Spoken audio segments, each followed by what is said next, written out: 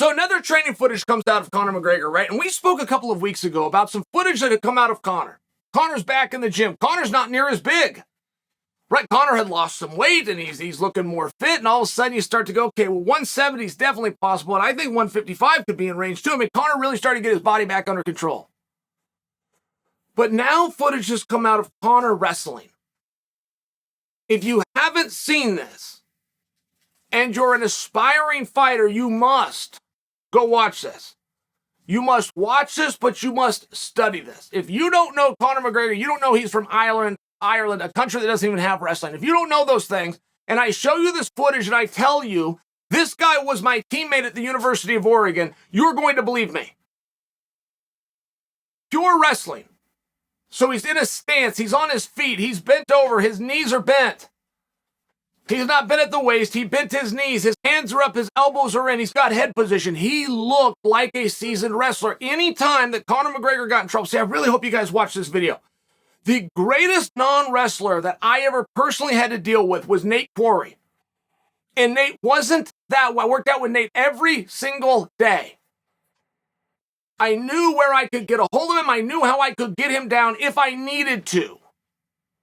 All of a sudden, one day, take back everything I didn't even know who this guy was. One day.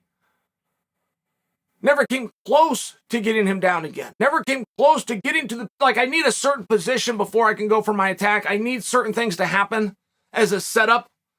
If that doesn't happen, I'm never even going to go for the attack. I couldn't get to that step with him. And this is frustrating. I wasn't catching on. I thought he had a good day. Oh, he's worked on that position. I thought this for a while. Now a couple of months go by. I find, Nate, what's the deal? What is going on? Nate says it's anti-wrestling. He says, all of these years I've been trying to do what you wrestlers are doing, right? He's in there with Dan Henderson and Randy Couture, right? Matt Lindland, we're all these wrestlers. He said, for all these years I've been trying to learn what you're doing. I don't need to. I need to just not play along, and you can't do it. He was right. Nate called it anti-wrestling. When we go to tie up with him, he would tie up in a different position. When we go to lock up with him, he would lock in a different position. And anytime you get in trouble, if you do go, if you're a young athlete, you're going to go study Conor McGregor. Okay? He does 3 things perfect. And Robert Whittaker does these same 3 things, by the way. I've told you guys that Robert Whittaker is as good at takedown defense as George St. Pierre was at takedown offense. 2 guys I pay that credit to, Jose Aldo and Robert Whittaker. He can't get these guys down. Yoel Romero, Olympic medalist, he can't get this guy down. First, it's called a side whizzer. If you put your hook, which means you put your fist on the guy's armpit, okay, I don't want to bother you with the X's and O's, but that is what a side whizzer is. That is going to allow you to hang on. That is what the cowboy, that would be the equivalent of the cowboy on the bull. When the cowboy's holding on to that bull, as soon as he lets that strap go, he's coming off. The same thing goes with the side whizzer. You will never be taken down until you take out your side whizzer. If you put a side whizzer and you stay in that position, per the rules of wrestling, the referee can't call it a takedown.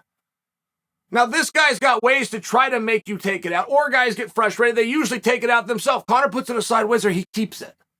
Number 1, right there will take you to a college level of wrestling. Number 2, hips and head pressure. And Conor works them together. He will post your head and push it down so you're weak. He will then cover it with his hips.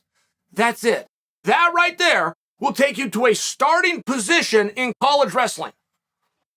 As simple as that might sound, that he had a side whizzer, he pushed the head and he covered it with his hips. As simple as that might sound, great, go learn that and you won't get taken down either.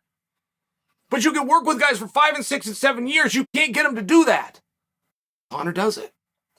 And above everything else, if you are going to watch this, I want to break this down for you. If you're going to go back and watch this, above everything else, when Conor McGregor is in trouble in wrestling, he backs away. You cannot back up in wrestling. It is against the rules. You must stand your ground or go forward. If you back up, the referee will caution you. He will take the match from you. He will start to give points. He will disqualify you at some point. You can't back up. Why?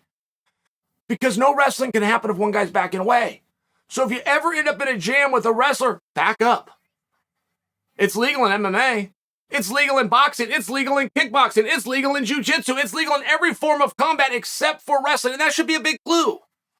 That should be a massive clue for you. Just like the same reason you can't clinch in boxing. Because it works. Because it's effective. because it will stop boxing from happening. Conor McGregor gets position in this tape, guys. Side whizzer, head down, hip control, gets in trouble, backs away. That sounds simple, doesn't it? It does. Sounds like something I probably just taught you, or I could at least work with you and show you in one session. But I'm sharing for you, it takes most guys 5 and 7 years to be able to do that. Conor's doing it already. Wasn't my number one takeaway. It wasn't. My number one takeaway from Conor McGregor in this wrestling, okay? And I'm looking at his body. I'm looking at his body. I'm looking for what he weighs, right? You remember big bulky Conor? All these questions around him and where is Usyk? And that was just a Conor that wasn't training. That was just a Conor that was bloated and full of water. This Conor looks good. That's still not my number one takeaway. My number one takeaway, guys, Conor's not playing. There's guys that go into a gym. They will go do a whole gym workout. They'll lift some weights. They'll hit the pull-up bar. They'll make sure they snap a photo of themselves for Instagram. They'll hit the water fountain. They'll visit a little bit. They'll even go get some mitts. Oh, they love looking good on the mitts. They'll go over to the speed bag, get a little clip, put this out. That's exercise. That's good stuff. That's good exercise. Conor grabbing a guy, pushing and pulling, back and forth and getting tired. You don't play wrestling. In my whole life and in your whole life, you've never driven past an aerobics studio in Orange Theory, a fitness gym of any level, where people were trying to get in shape, trying to burn some calories, so they went and wrestled. You've never seen that. You don't play wrestling. It's very difficult. It's very hard stuff. And the fact that Conor McGregor is out there on a weekend pushing and pulling, holding a stance, and he's wrestling, guys, he's coming back.